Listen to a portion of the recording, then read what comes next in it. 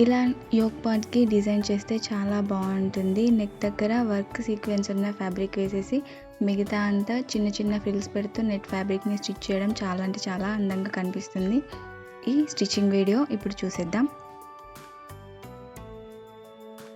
ముందుగా మన yoke part దగ్గర కొంచెం క్లాత్ తీసుకొని ఇలా వీ నెక్ వచ్చేలాగా సీక్వెన్స్ వర్క్ ఫ్యాబ్రిక్‌ని వేసుకోవాలి, స్టిచ్ చేసుకోవాలి. స్టిచ్ చేసిన తర్వాత ఇప్పుడు యోక్ పార్ట్ ఎంతైతే ఉందో దానికి డబుల్ ఫ్యాబ్రిక్‌ని నెట్ ఫ్యాబ్రిక్‌ని తీసుకోవాలి.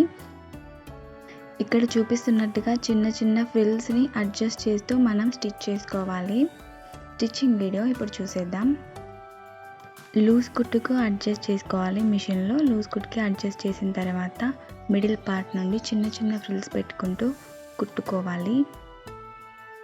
ఇక్కడ ఏ విధంగా అయితే చూపిస్తున్నానో అలా క్లాత్ని అడ్జస్ట్ చేస్తూ జాగ్రత్తగా చిన్న చిన్న ఫ్రిల్స్ పెట్టుకోవాలి.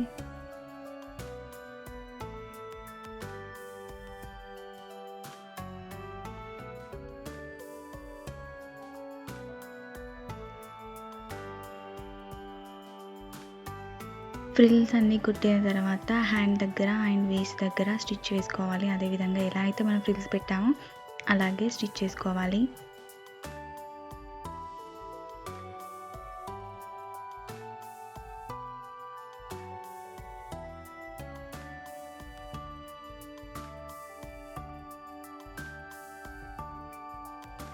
మిడిల్లో ఒక స్టిచ్ వేసుకున్నాం కదా ఫ్రిల్స్ పెట్టడానికి, ఆ థ్రెడ్ని తీసేయాలి.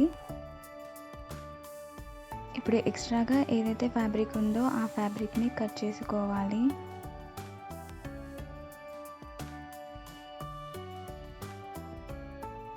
ఇదే విధంగా రెండవ దాన్ని కూడా స్టిచ్ చేసుకోవాలి.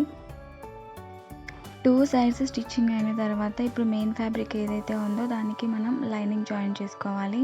కాటన్ లైనింగ్ని ఇలా ఇక్కడ చూపిస్తున్నట్టుగా రివర్స్లో పెట్టేసి నెక్స్ట్ స్టిచ్ చేసుకొని రివర్స్ తిప్పేస్తే సరిపోతుంది.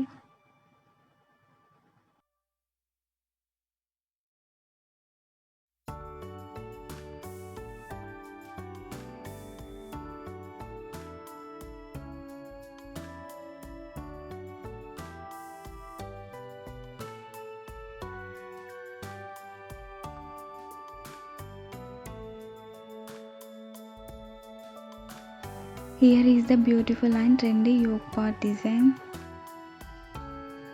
Thank you for watching. Please subscribe.